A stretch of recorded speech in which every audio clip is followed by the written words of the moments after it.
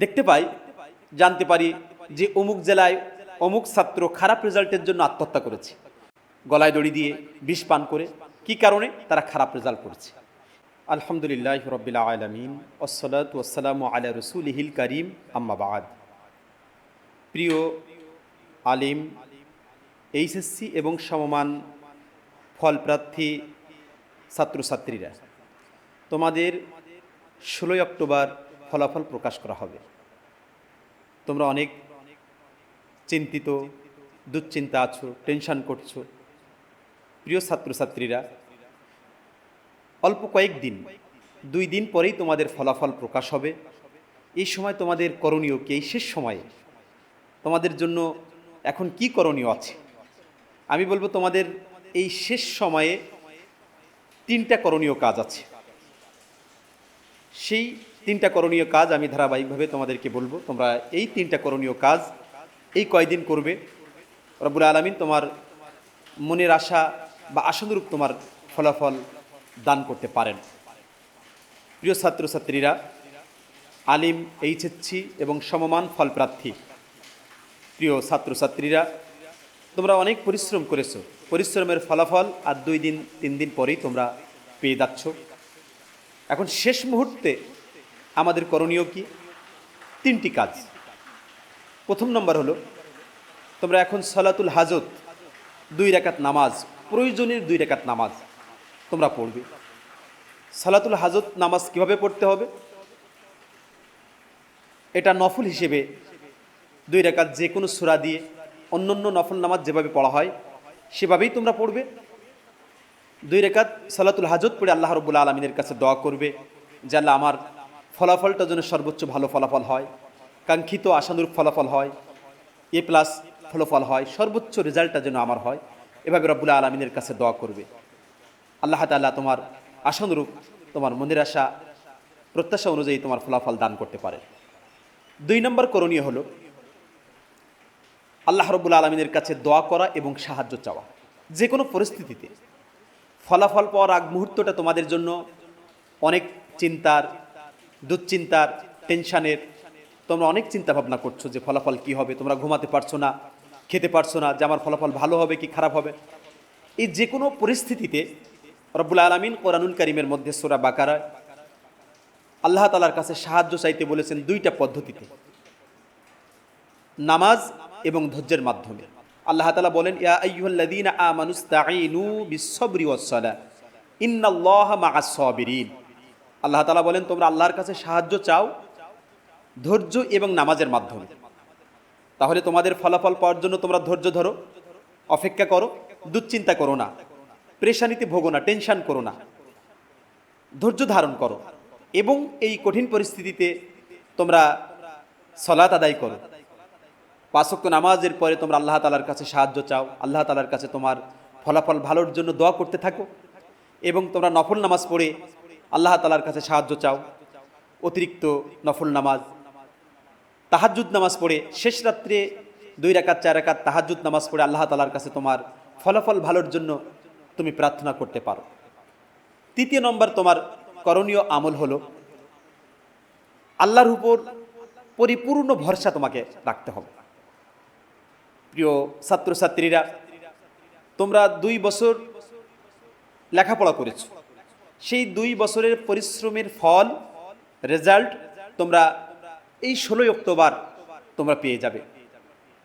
রেজাল্টের জন্য, ফলাফলের জন্য তুমি চেষ্টা করেছো, সেই ফলাফলের জন্য তুমি আল্লাহ তাআলার উপর ছেড়ে দাও, যে রব্বুল আলামিনের উপর পূর্ণ আস্থা এবং ভরসা, যে আল্লাহ তাআলার পক্ষ থেকে যে ফল আসে আমি তাতেই সন্তুষ্ট, সেটাতেই আমি খুশি।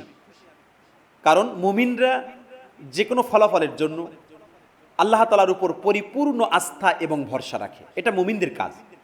এই জন্য আল্লাহ তাআলা তোমার জন্য ফলাফল নির্ধারণ করে রেখেছে, যেটাই আসুক সেটা মেনে নিতে হবে। আল্লাহ তাআলার উপর অবিচল বিশ্বাস এবং ভরসা তুমি পরিপূর্ণ রাখো। এই 3টা তোমার করণীয় আমল। তাহলে শেষ মুহূর্ত তোমরা এই 3টা আমল করো, আশা করা যায় তোমাদের আশানুরূপ ফলাফল হবে। এবং আমিও দোয়া করি রব্বুল আলামিন তোমরা যেমন আশা করছো সর্বোচ্চ রেজাল্ট, সর্বোচ্চ ফলাফল, আল্লাহ তাআলা তোমাদের সর্বোচ্চ ফলাফল দান করুন। আমি আবারও বলছি যে 3টা কাজ তোমরা এই শেষ সময়ে করো। 2 রাকাত সলাতুল হাজত নামাজ পড়ে পড়ে, এটা নফল নামাজ, তোমরা আল্লাহ তাআলার কাছে দোয়া করো। 2 নম্বর, আল্লাহ তাআলার কাছে নামাজ এবং ধৈর্যের মাধ্যমে সাহায্য চাও। 3 নম্বর, আল্লাহ তাআলার উপর পূর্ণ ভরসা তুমি রাখো। এই 3টা আমল তুমি করতে থাকো, তোমার ফলাফল, কাঙ্ক্ষিত মানের ফলাফল তোমার হবে ইনশাআল্লাহ। প্রিয় অভিভাবকরা, অভিভাবকদের জন্য আমার কিছু কথা আছে, যেটা না বললে নয়।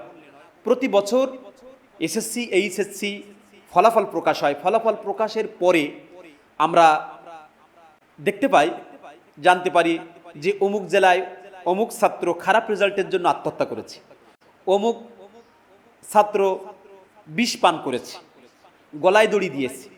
এরকম নিউজ আমাদের দেশে প্রতি বছর এই বোর্ড পরীক্ষার, সেন্টার পরীক্ষার রেজাল্ট, এসএসসি, এইচএসসি, আলিমের রেজাল্ট বের হওয়ার পরে অসংখ্য ছাত্রছাত্রীদের ব্যাপারে এরকম নিউজ আসে, তারা মৃত্যুবরণ করেছে গলায় দড়ি দিয়ে, বিষ পান করে। কি কারণে? তারা খারাপ রেজাল্ট করেছে। এজন্য অভিভাবকদের জন্য আমার পরামর্শ হলো, আমি একজন শিক্ষক হিসেবে আমার পরামর্শ হলো, প্রিয় অভিভাবকরা, অভিভাবকবৃন্দরা, আপনাদের প্রতি আমার নাসিহা হলো, উপদেশ হলো, পরামর্শ হলো, ছাত্রছাত্রীদের বা আপনার সন্তানদের, আপনার সন্তানের যে রেজাল্ট হোক, যে ফলাফল হোক, এটা আপনি মেনে নেবেন। আপনার সন্তানকে উৎসাহ দিবেন। আপনার সন্তানকে তার রেজাল্টের ব্যাপারে, ফলাফলের ব্যাপারে আপনি পীড়াপিড়ি করবেন না, তার উপর চাপ সৃষ্টি করবেন না। কেন তোমার খারাপ রেজাল্ট হলো? তুমি লেখাপড়া করোনি কেন? তুমি এ প্লাস পাওনি কেন? তুমি গোল্ডেন এ প্লাস পাওনি? এগুলো করবেন না। কারণ আপনার চাপাচাপির কারণে একদিকে সে তো থাকে প্রেশানিতে, সে টেনশানে থাকে, তার রেজাল্ট খারাপ হয়েছে, আর আবার আপনি চাপ দেওয়ার কারণে সে অবশেষে আত্মহত্যার পথ বেছে নেয়, সে অবশেষে বিষ পানের পথ বেছে নেয়, সে অবশ্যই নিজের জীবনকে একেবারে দুনিয়ার থেকে বিদায় করার পথ বেছে নেয়, শেষ করে দেওয়ার পথ বেছে নেয়। এজন্য অভিভাবকদের জন্য আমার পরামর্শ হলো, শিক্ষক হিসেবে আপনার সন্তান এ প্লাস পেলেই যে সর্বোচ্চ জায়গায় পৌঁছে গেছে বিষয়টি এমন নয়। আপনার সন্তান গোল্ডেন এ প্লাস পেলেই যে বিশ্ববিদ্যালয়ে চান্স পাবে বিষয়টি এমন নয়। আপনার সন্তান সর্বোচ্চ ভালো রেজাল্ট করলেই যে সর্বোচ্চ জায়গায় পৌঁছে যাবে বিষয়টি এমন নয়। আমরা দেখি আমাদের অনেক বন্ধু এরকম আছে যে সর্বোচ্চ ভালো রেজাল্ট কিন্তু সে বিশ্ববিদ্যালয়ে পড়তে পারেনি, সর্বোচ্চ ভালো রেজাল্ট করেছে বিশ্ববিদ্যালয়ে, তারপরে সে একটা চাকরিতে, জবে ঢুকতে পারেনি। এটা আল্লাহ তাআলার উপর ছেড়ে দেন। যেটা রেজাল্ট হয় আপনি অভিভাবক হিসেবে আপনি মেনে নেবেন এবং আপনার সন্তানকে আরও উৎসাহ দিবেন যে তুমি আরও সামনে বেশি ভালো করো, তোমার যা হয়েছে এটা অনেক ভালো, অনেক ভালো রেজাল্ট হয়েছে। আপনি এভাবে করে তাকে উৎসাহ যোগান, তাকে আরও সামনে এগিয়ে যাওয়ার জন্য তাকে পরামর্শ দেন, আপনি তাকে আরও সহযোগিতা করেন, তার আরও উৎসাহ দিয়ে সামনে আগাতে সহযোগিতা করেন। তাহলে আপনার সন্তান আরও সামনে এগিয়ে যাবে। শুধুমাত্র এ প্লাস রেজাল্ট বা সর্বোচ্চ রেজাল্ট আপনার সন্তানের সব কিছু নির্ভর করবে বা ভবিষ্যৎ নির্ধারণ করবে বিষয়টি এরকম নয়। অনেক দুর্বল রেজাল্ট, এ প্লাস রেজাল্ট নয় বা এ গ্রেড রেজাল্ট নয়, তারা সর্বোচ্চ জায়গায় চলে গেছে।